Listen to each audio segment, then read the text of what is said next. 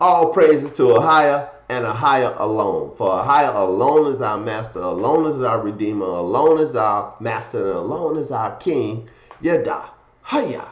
This is Brother Holly with the first Word of Truth broadcast here on the AHAYAH House channel, as well as the House of AHAYAH channel on this set apart Sabbath day. First and foremost, as always, I'd like to give all glory, praise, and honor to AHAYAH, AHAYAH, the I am that I am. For AHAYAH is our master, our savior, our redeemer, and our king. He sits alone in the heavens. He alone will come and tabernacle with his people. He alone will raise up David again from the dead, sit him on his throne over his people, and he will live with us on the earth forever. All praises. We will be reading from the Hebrew Yahshua Scriptures, Paleo Edition. And what we're going to go over in this first broadcast is a little different than what I had intended to talk to you about today. And I'll explain to you in a moment. What I was planning on talking to you today was a continuation of our series on AHAYAH versus Paul. We went over briefly one point from the teachings of the apostate Paul and what AHAYAH said about, sitting in righteous judgment over others, and that AHAYAH does not justify the wicked. Well, Paul says he did.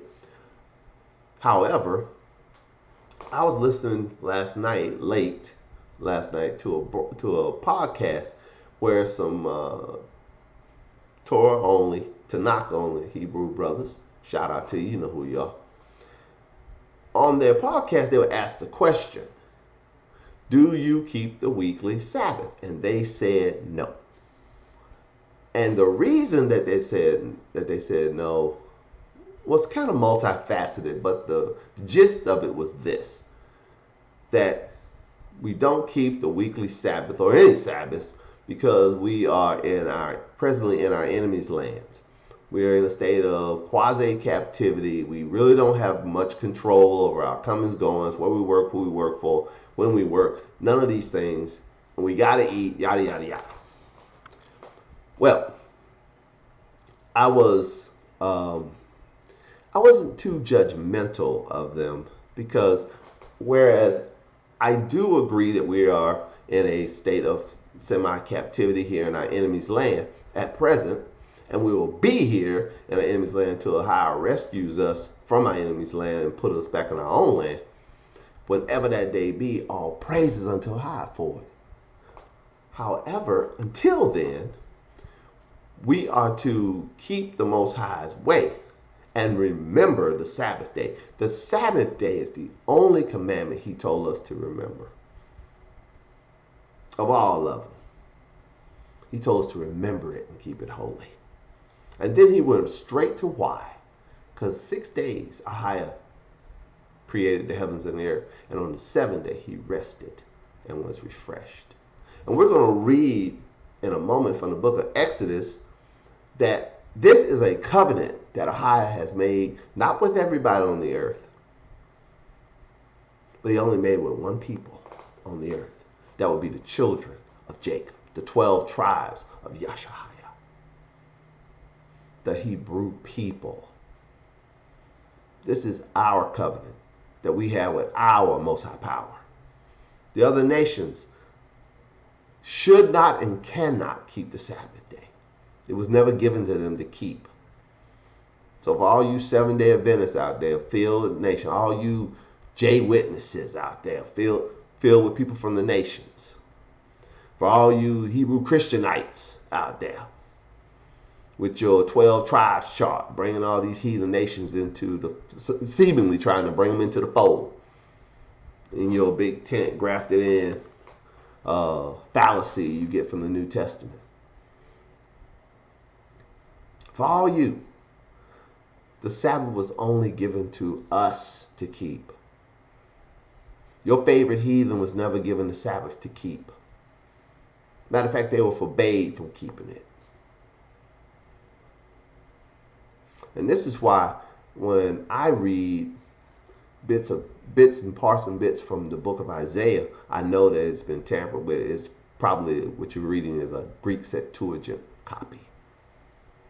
A Hebraic copy of Isaiah is almost impossible to find in these days. So you need to read with both eyes open, using the precept upon precept. If you can't precept it somewhere else, you might want to bring it into question. I'm just saying. But suffice it to say that you can keep the 7-day Sabbath. You might not be able to keep the ceremonial Sabbaths, like for tabernacles and for Pentecost, and for even the Day of Atonement. The Sabbath that is the Day of Atonement is a complete Sabbath. You might not be able to keep those Sabbaths for various reasons. For one reason, you can't keep tabernacles and Pentecost unless you have a temple. Unless you're in Jerusalem, you have the temple and you got the priest. You can keep the Day of Atonement because it normally doesn't fall on a weekend. It normally falls on like a Monday or a Tuesday in October if you use a Hebraic calendar. Shout out to the Hebrew preppers or the Kingdom preppers. At kingdompreppers.org, you can get you a 364-day Hebrew calendar. All praises. But suffice it to say that if you follow along with a reliable Hebrew calendar, you will always have the 7th day, which is the day we call Saturday, but it's the 7th day. And that 7th day is always the same on the 7th day. Doesn't slide around. It's not based on the moon. It's not based on the sun. It's not based on anything. It doesn't move from week to week to month. It's always the same. The 7th day. And it's the 7th day Sabbath we're talking about keeping. That's the one we were told to remember, and that's the one we were told to keep. Let's go. Turn me to the book of Exodus. Let's go to Exodus chapter 20. Let's read that first.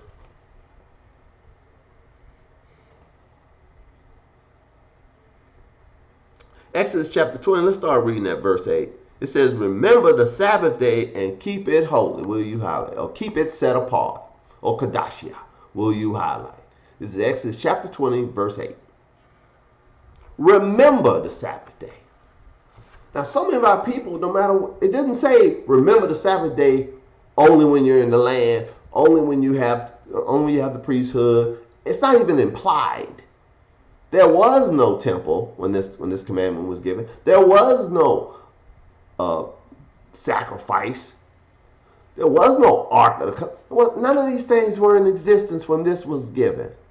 This was given from Mount Sinai to the children of Jacob. Period, point blank, full stop. And for all of you who say, well, Brother Holly, the mixed multitude was in the wilderness too. But we're going to read later on in Exodus, in a few moments, in Exodus chapter 32, that a segregation was made about the Sabbath day. And in the second broadcast, we're going to read from the book of Jubilees, and we get a second witness on the segregation.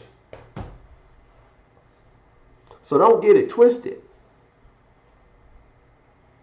You can just read Exodus chapter 20, verse 1.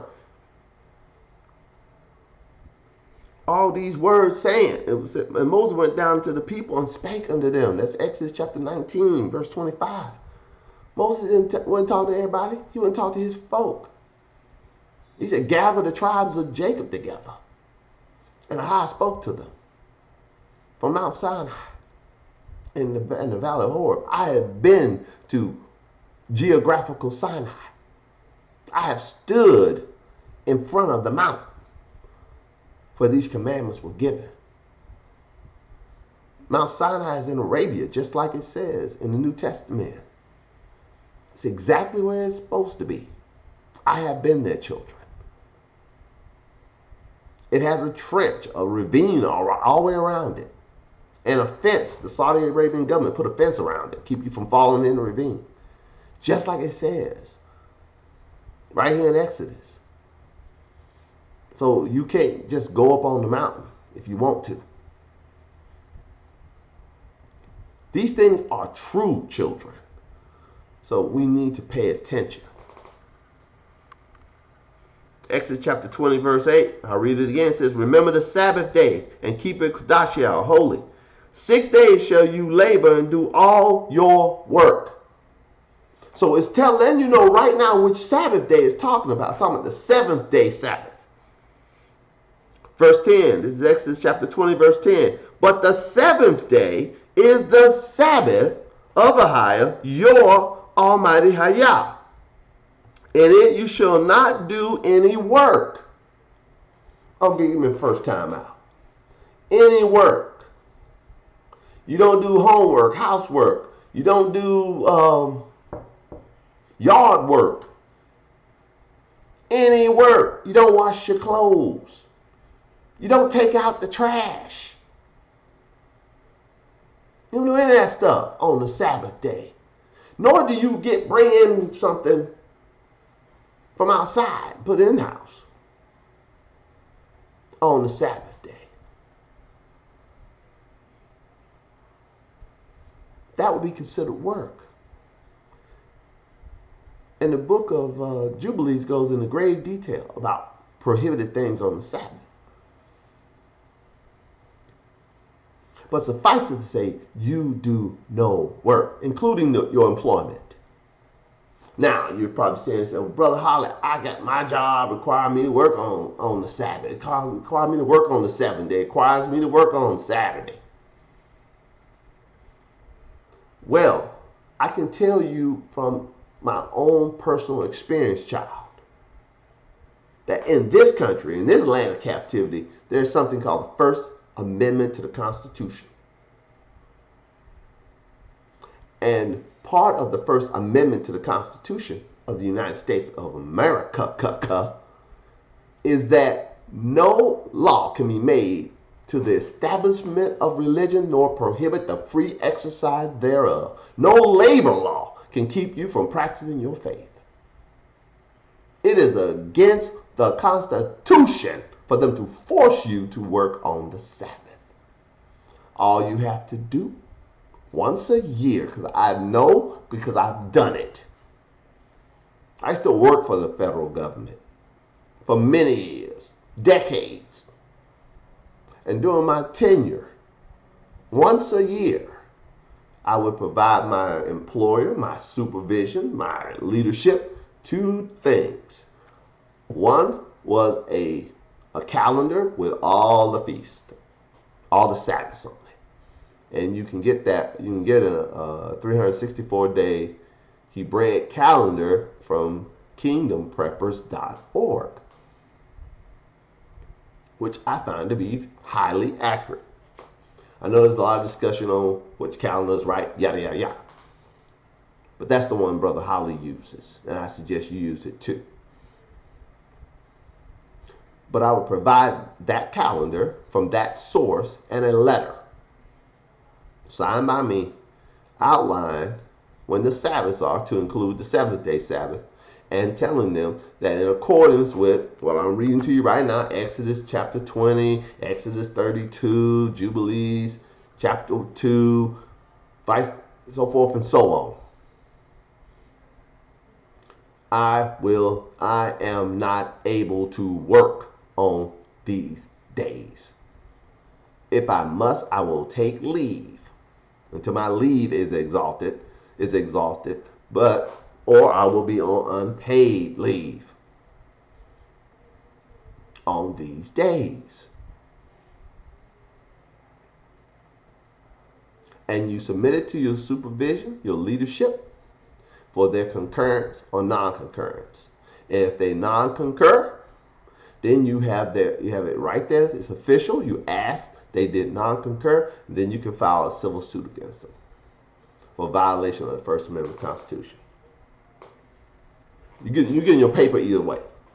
Either they let you off for the days, or they force you to work against your deeply held religious beliefs, which is a violation of the First Amendment of the Constitution, and you get your paper in civil court. You get your paper either way. All praises. Let's continue. And that is not legal advice. I would seek out legal advice from a civil rights attorney for further information. That is just Brother Holly's experience speaking. All right? Do not take my experiences for legal advice. However, I say it now. This is my disclaimer. Seek out legal counsel, civil legal counsel for further information. All praises. We come after me trying to sue. Exodus chapter 20, verse 9 again. 6 days shall you labor and do all your work, but the seventh day is the Sabbath, is the rest of AHAYAH, your almighty AHAYAH. In it you shall not do any work. You, nor your son, nor your daughter, nor your manservant, nor your maidservant, nor your cattle, nor the stranger that is within your gates. Anybody on your property on the Sabbath, they got to take a knee. I don't have my yard service cutting the grass on the Sabbath. I told them when I made the contract with them, don't come cut my grass on Saturday. That's the Sabbath. You can cut it any other week, any other time during the week. But you can't cut it on Saturday. Yes, okay, Brother Holly. Okay, Brother Holly, I got you. Yes, sir. My housekeeper, she can't come on the Sabbath. I got a housekeeper. I got a contract for a housekeeper. She can't come with a whole team of people on the Sabbath. They can come anytime other than then. They usually come on a slow Tuesday, to be honest with you. But they can't come on a Sabbath. Why? It's a prohibition right here. People that work for you can't show up. Your children can't work on the Sabbath. If they're under your control, my sons are not living with me. They're grown men. But I send them weekly. I sent it this morning already. They're reminded to keep the Sabbath. I tell them it is your rest. It's part of the covenant. It is your gift from AHAYAH this day. Enjoy it. Enjoy the rest. Take a knee. They're both athletes, and I'm a coach, so they understand exactly what take a knee means. All praises. But as their father, I send that to them as a reminder to keep the Sabbath and to ensure that the people in their homes, I remind them to also lead their homes in righteousness at all times. All praises. Read it again. Exodus chapter 20, verse 10 again. But the seventh day is the Sabbath of AHAYAH, your almighty AHAYAH. In it you shall not do any work, you, nor your son, nor your daughter, nor the manservant, nor your maidservant, nor the cattle. Your dog, cat, can't nobody work. Dog can't work. Nobody. Nor your stranger that within your gates. For in 6 days AHAYAH made heaven and earth, the sea, and all that therein is, and rested the seventh day. Wherefore AHAYAH blessed the Sabbath day and hallowed it. See, this is all one way. AHAYAH at the beginning of creation, hallowed, made holy, set apart the seventh day from work. And now I'm going to read to you the covenant he made concerning the seventh day and who that covenant is with. Turn with me to Exodus chapter 31.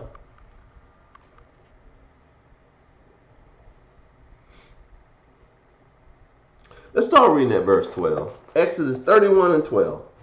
And AHAYAH spake unto Moshe, saying, Speak you unto the children of Yashahiah, saying, Truly my Sabbaths you shall keep, for it is a sign between me and you throughout your generations, that you may know that I am AHAYAH, and I do sanctify you.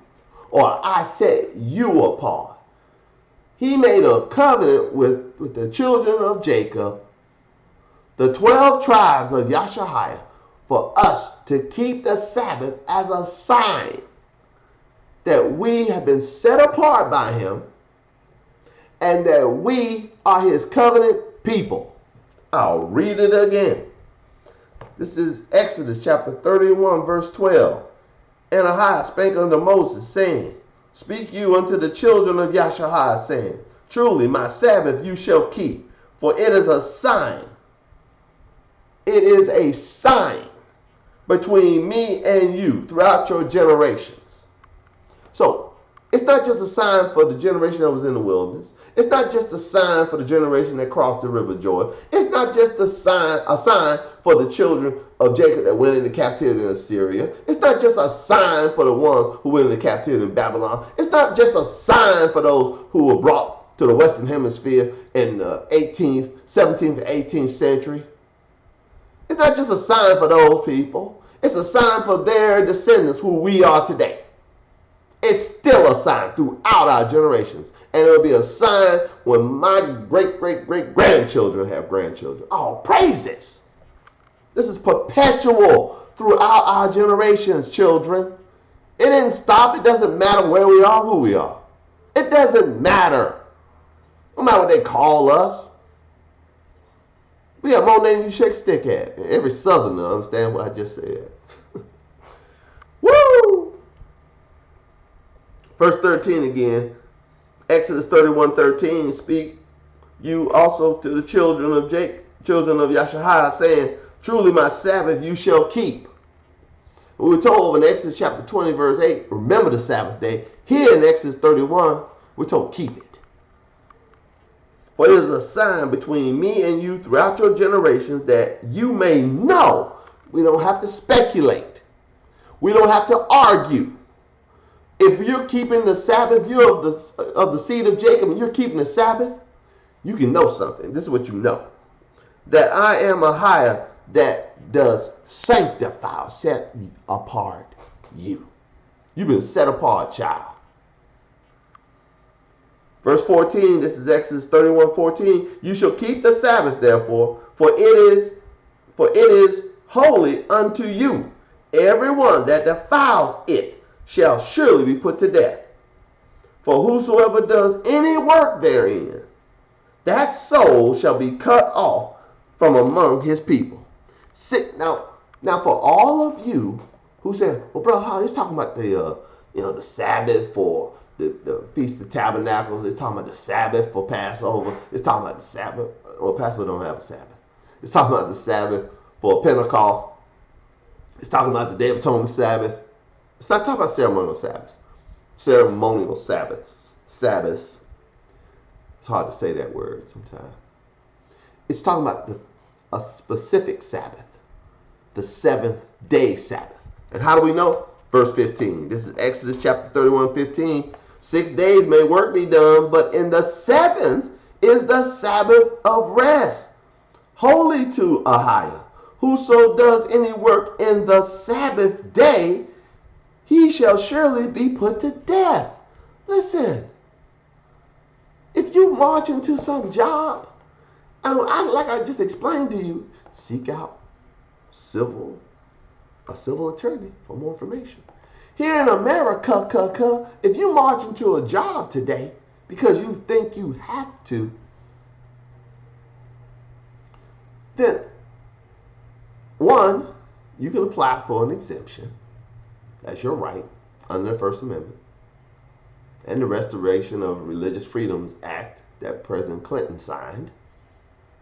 Look that up too. You'll need that for your case file. So if you're marching to a job today on the seventh day, any other Sabbath day, because you feel you have to, or you don't have any rights not to, that's not the case. Now you may want to go because they're paying you time and a half if you come in on Saturday. Don't play with me. I know where you probably want to go. But you don't have to go. You can apply for that exemption. And they're pretty much bound by law. They might, try to buffalo you This ain't nothing we can do. Bull crap, bull crap. They're bound by labor law to let you go, to let you do it. Well, brother, I may lose my job. Where's your faith, child? Is your faith in your employer or in the one who created heaven and earth? I'm just asking for a friend. I'm not being facetious. I'm being for real. I'm living proof what compliance, having a reliance on compliance, can do. I'm living proof of that. Yes, sir. Yes, ma'am. Rely on compliance. Let your reliance be on your compliance, and AHAYAH will bless you. I digress. Exodus 31:15 again, 6 days may work be done. You got 6 days. Sunday through Friday. Just work all you want. 12, 15 hours. But rest on the seventh day. It's given to you as a sign. It's a covenant. 6 days may work be done, but in the seventh day is the Sabbath of rest, holy to AHAYAH. Whoso does any work in the Sabbath day, he shall surely be put to death. Wherefore the children of AHAYAH shall keep the Sabbath, verse 16, to observe the Sabbath throughout their generations for a perpetual covenant. I made mention of this factoid back when we read the same language in Exodus chapter 20. In Exodus 31 is the second witness. What we're going to read in the second broadcast from the book of Jubilees is the third witness.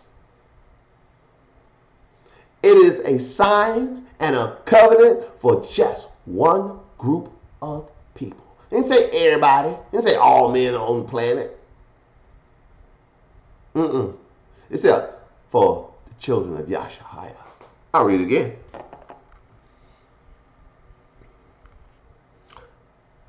Exodus chapter 31 verse 16 again says, wherefore the children of AHAYAH shall keep the Sabbath to observe the Sabbath throughout their generations. And we ain't talking about the ceremonial Sabbath right now. We're talking about the 7-day Sabbath.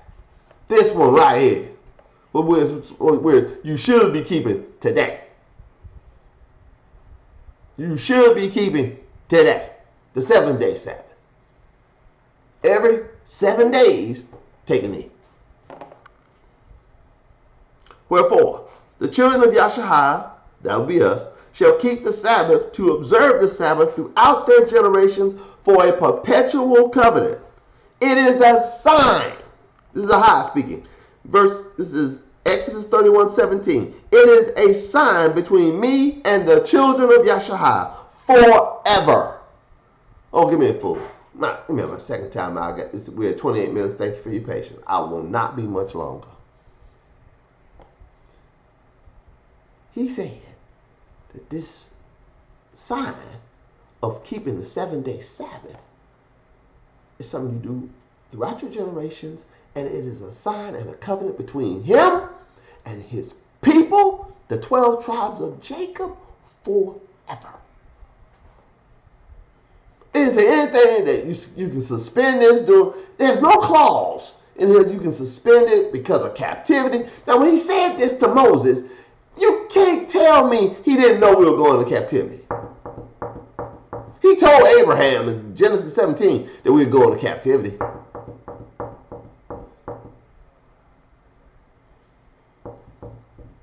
He told Moses, Deuteronomy chapter 28, we're going to captivity.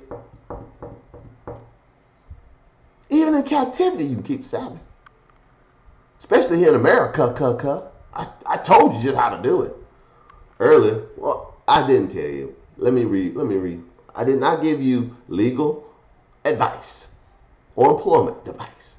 I suggest strongly that you seek out legal counsel from both an employment specialist and a civil rights attorney for more information.